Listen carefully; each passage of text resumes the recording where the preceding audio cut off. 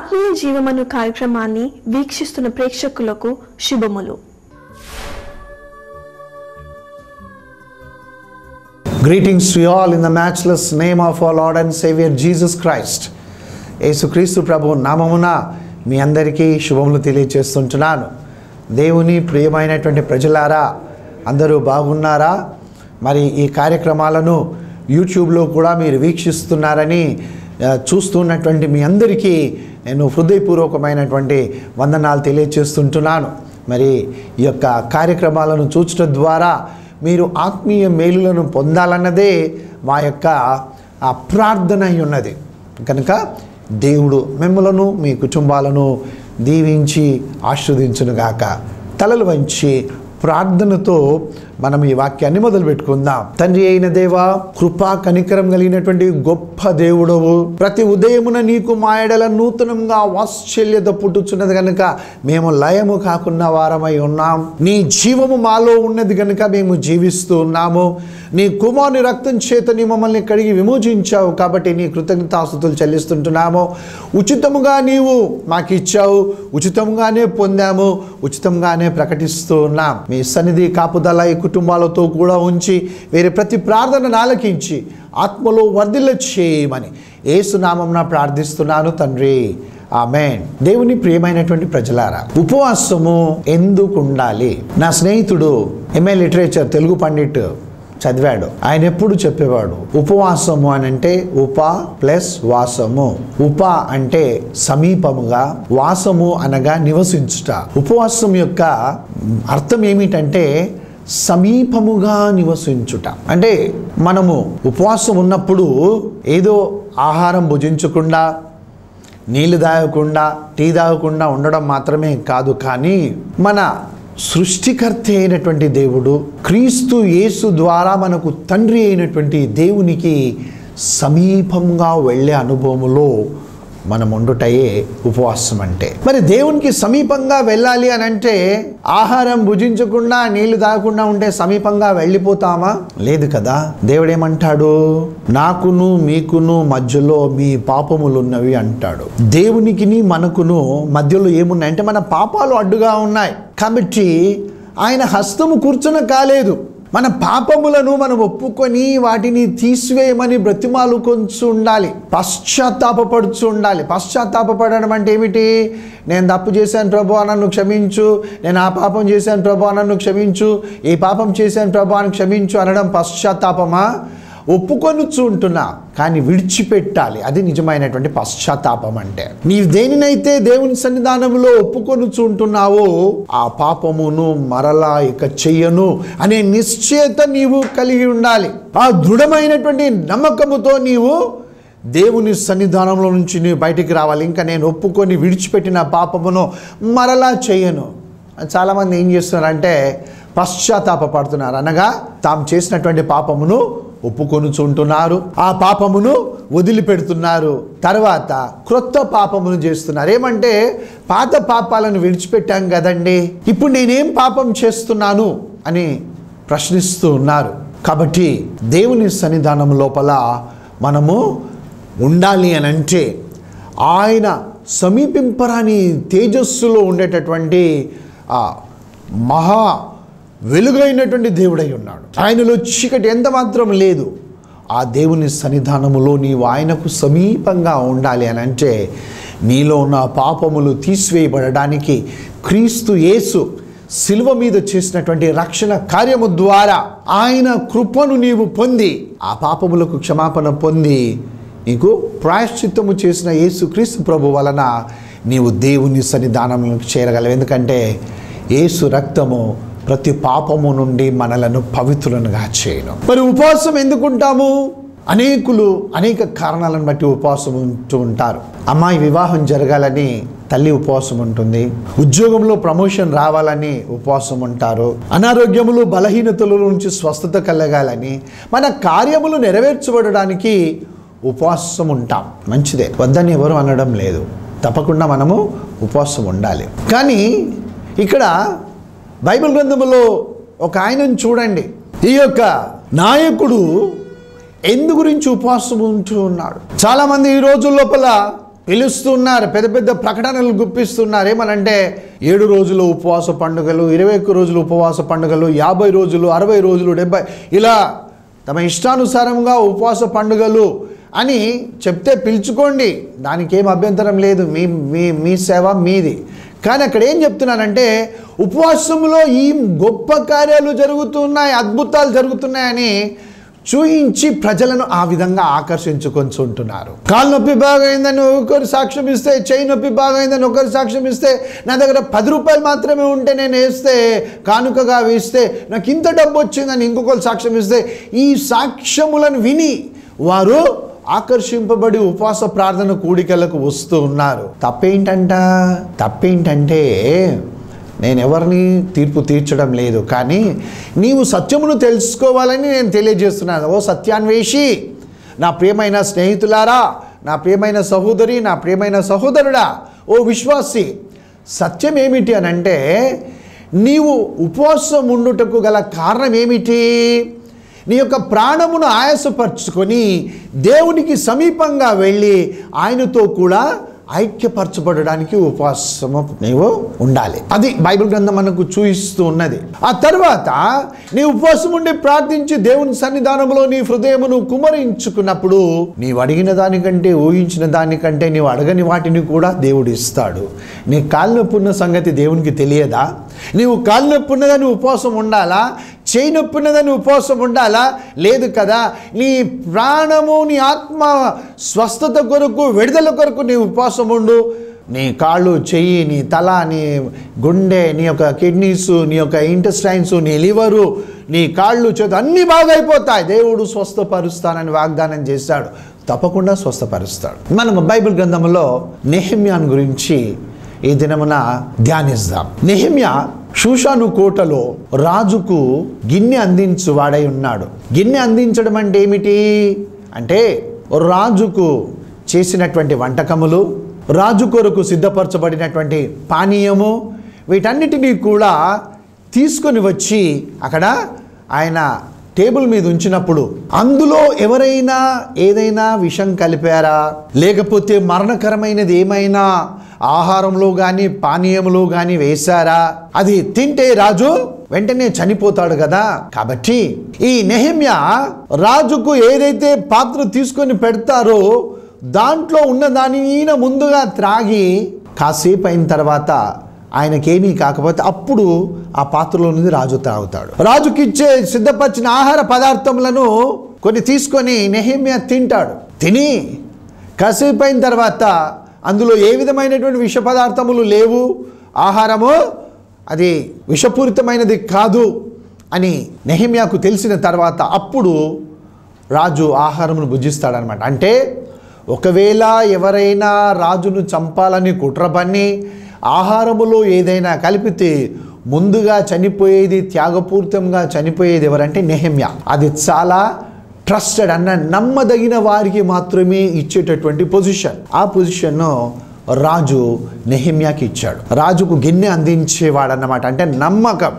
ఈ గిన్నె ఇస్తే రాజు ఇంకా ఏ అనుమానం లేకుండా ఆయన తిని త్రాగుతాడు. నెహెమ్యా ఇస్తేనే, వేరే వాళ్ళు ఇస్తే తీసుకోడు ఆయన. గనుక అలాంటి మంచి పొజిషన్లో నమ్మదగిన వానిగా ఉన్నటువంటి నెహెమ్యా ఉన్నాడు షూషను కోటలో. కానీ ఆయన హృదయం అంతా కూడా తన ప్రజలైనటువంటి ఇశ్రాయేలుల మీద, యూదుల మీద, తన దేవుని నివాస స్థలమైనటువంటి యెరూషలేము దేవాలయము, అక్కడ ఈయన హృదయం ఉన్నది. దేవుని నామం నాకు మహిమ కలుగును గాక. అనగా యేసుక్రీస్తు ప్రభువును రక్షకునిగా అంగీకరించిన నీవు నేను మనం ఈ లోకములో ఉన్నాము. కానీ మన హృదయ ఆలోచనలు, మన తలంపులు ఎప్పుడు కూడా పరలోకములో ఉన్నటువంటి దేవుని మీద, ఆ దేవాలయము మీద, పరలోకంలో ఉన్నటువంటి దేవాలయము, అక్కడ ఉండేటటువంటి ఆ సింహాసనము, ఆయన మహిమ, అక్కడున్న గొర్రెపిల్ల వెలుగు, వీటి మీద మన యొక్క హృదయం ఉండాలి.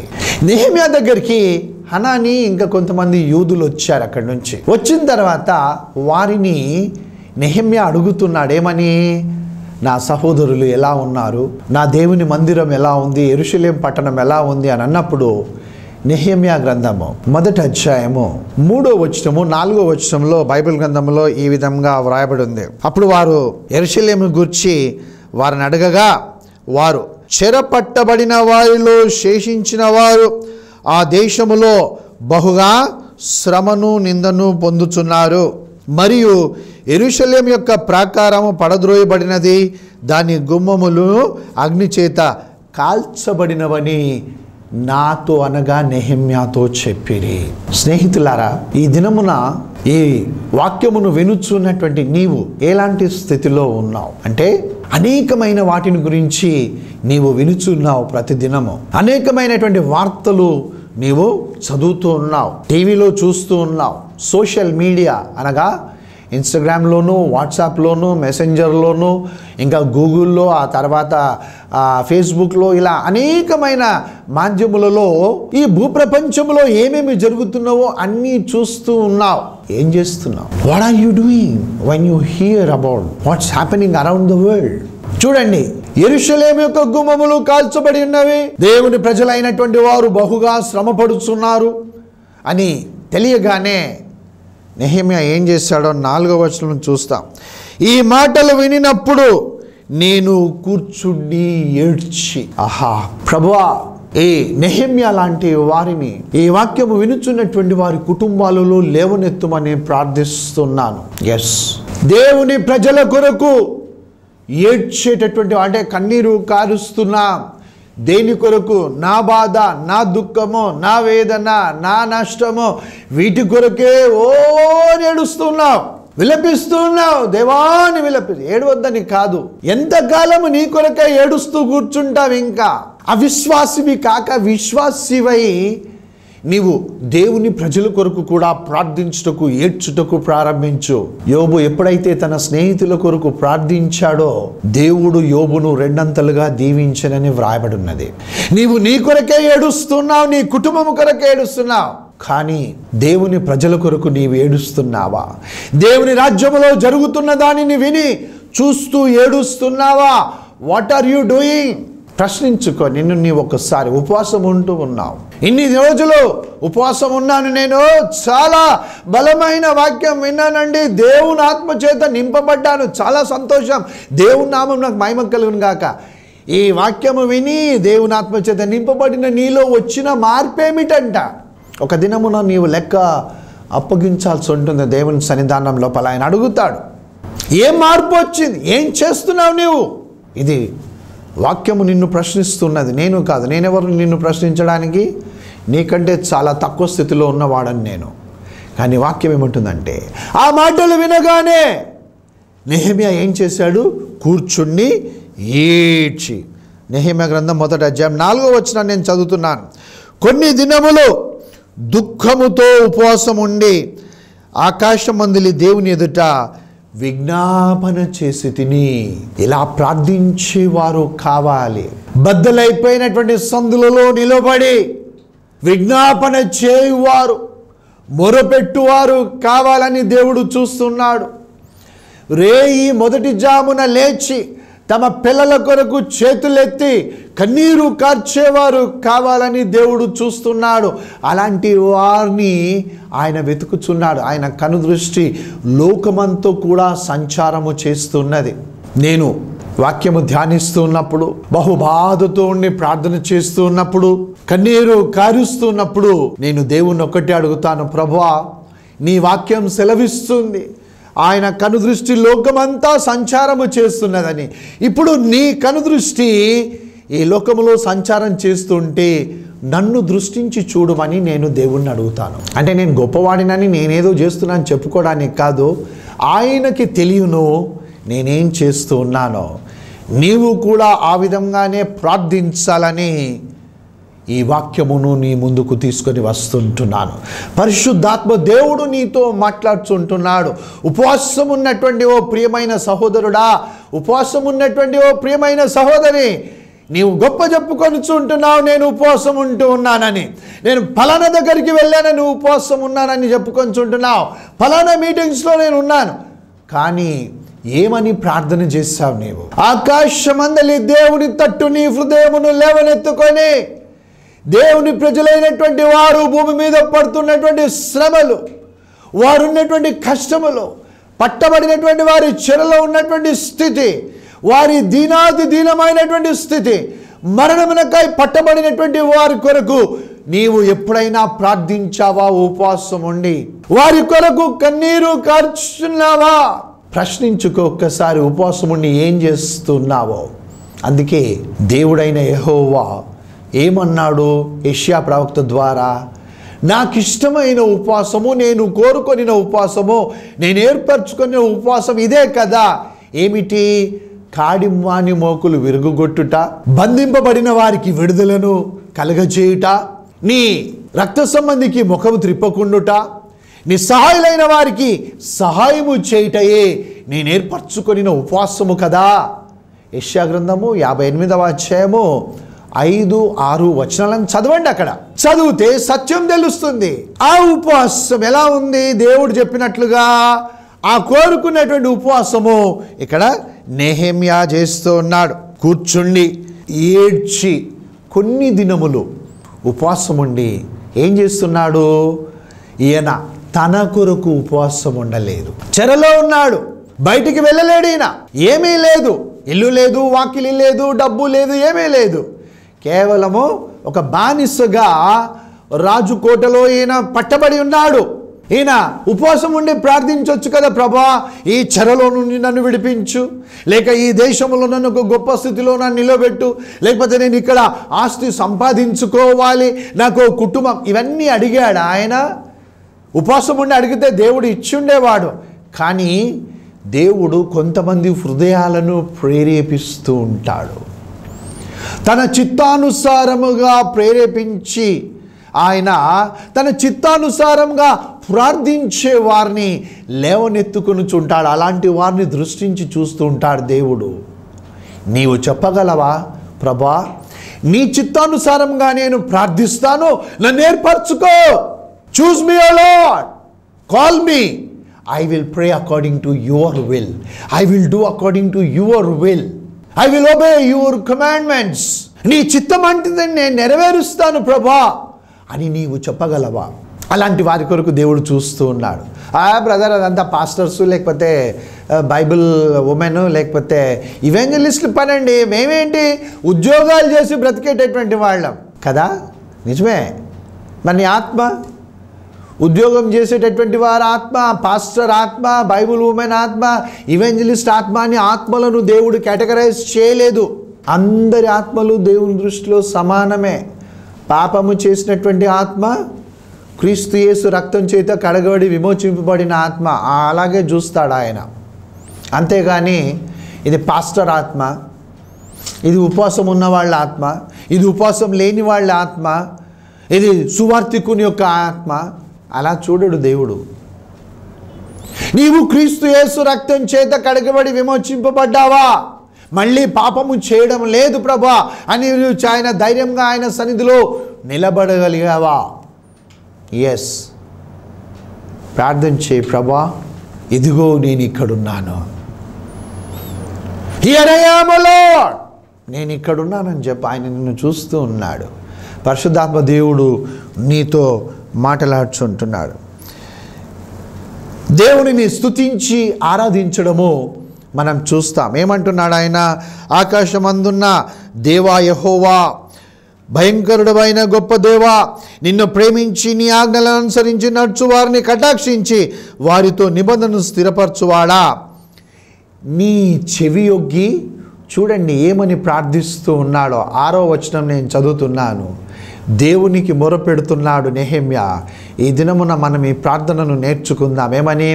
నీ చెవి యొగ్గి నీ నేత్రములు తెరిచి నీ సన్నిధి దివారాత్రములో నీ దాసులైన ఇశ్రాయేలు పక్షంగా నేను చేయు ప్రార్థన అంగీకరించుము.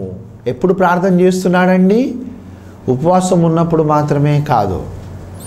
ఎప్పుడు ప్రార్థన చేస్తున్నాడు? కష్టం వచ్చినప్పుడు మాత్రమే కాదు. ఎప్పుడు ప్రార్థన చేస్తూ ఉన్నాడు? ఏదో అవసరం వచ్చినప్పుడు మాత్రమే కాదు. ఎప్పుడు ప్రార్థన చేస్తున్నాడు ఈయన?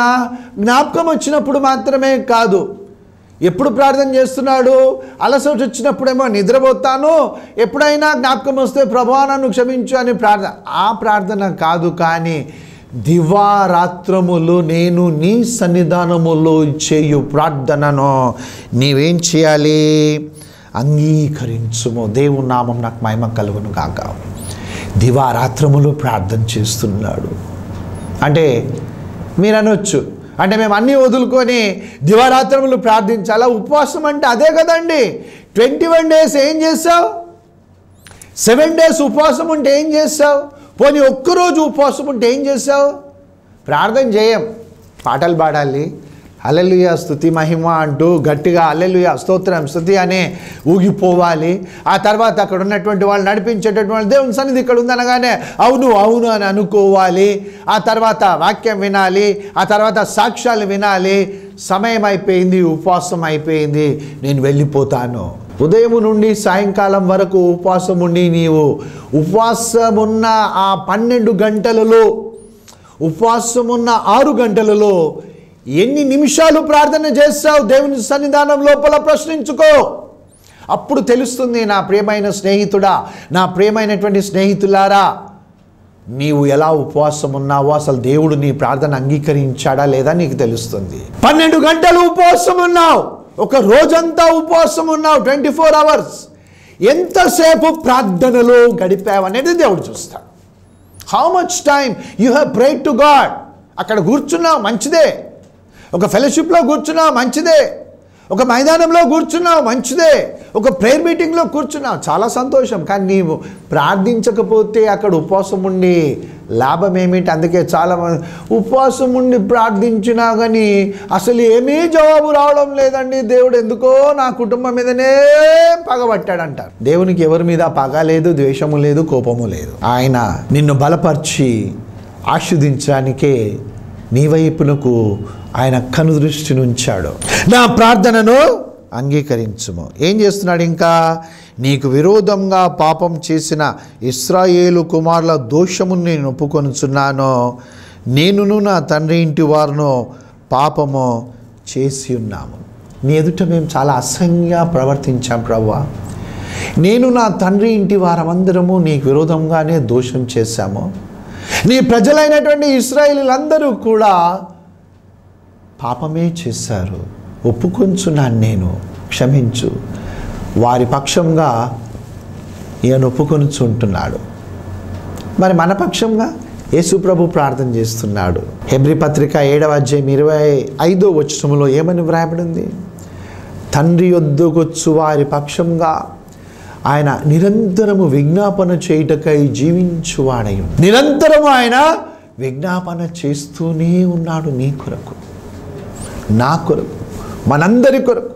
ఎవరైతే తండ్రి యొద్దకు రావాలని వారు తమ హృదయములను ప్రభు సన్నిధానములో కుమ్మరించుకొని, తమ పాపములను ఒప్పుకొని, తమ పిల్లల కొరకు, తన భర్త భార్య, తమ కుటుంబీకులు మాత్రమే కాదు, సమాజము సంఘమంతటి కొరకు ప్రార్థిస్తూ పాపములను ఒప్పుకొని క్షమించమని అడిగి హృదయాన్ని కుమ్మరించుకునేటటువంటి వారికి పక్షంగా యేసు ప్రభు విజ్ఞాపన చేస్తున్నాడు.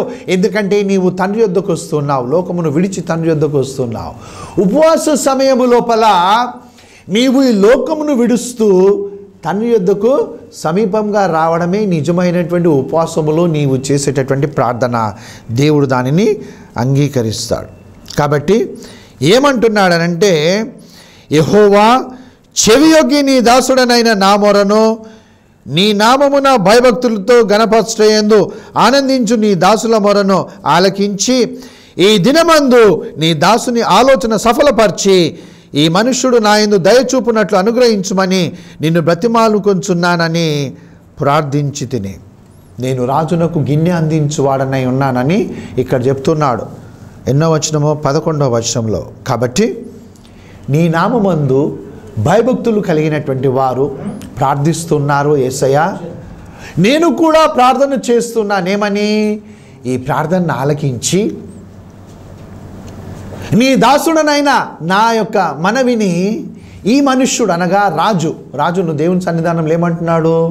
ఈ మనుష్యుడు రాజు అంగీకరించి నాకు సహాయము చేయనట్లుగా నీవు అతని హృదయాన్ని మార్చు. నీవు అతనితో మాట్లాడు. నీవు అతన్ని హృదయాన్ని మార్చుమని నెహెమ్యా ప్రార్థించినప్పుడు అద్భుత రీతిగా దేవుడు నెహెమ్యా ప్రార్థనను ఆలకించి రాజు యొక్క హృదయమును ఆయన కదిలించి ప్రేమను కుమరించి రాజు నెహెమ్యాకు సహాయము చేయనట్లుగా దేవుడు గొప్ప కార్యం చేశాడు. ఎప్పుడు? నెహెమ్యా ఉపవాసం ఉండి తన జనుల కొరకు ప్రార్థించినప్పుడు. నీవు కూడా నీ జనుల కొరకు ప్రార్థన చేయి. ఉపవాసం ఉండి దేవుని సన్నిధానములో నీ పాపములు, నీ జనుల యొక్క పాపములు నొప్పుకొని పశ్చాత్తాపపడు, విడిచిపెట్టు. తప్పకుండా ఉపవాసములో నీకు దేవుడు ఆదరణను కలగజేస్తాడు, జవాబిస్తాడు.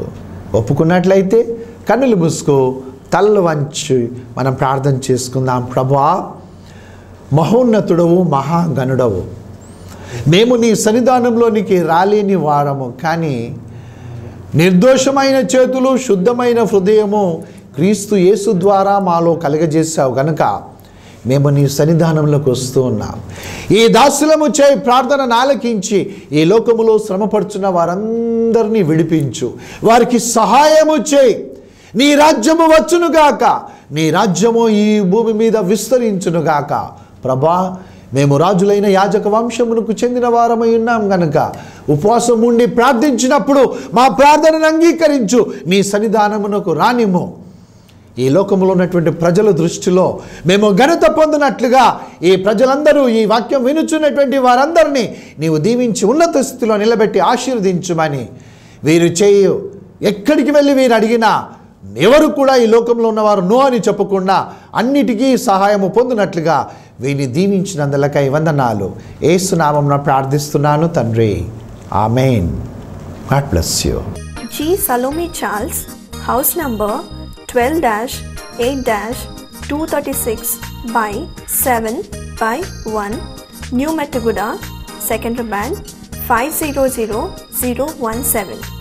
For further details, contact mobile number 944-0022-178. Encourage us to take the gospel to the millions with your generous offerings.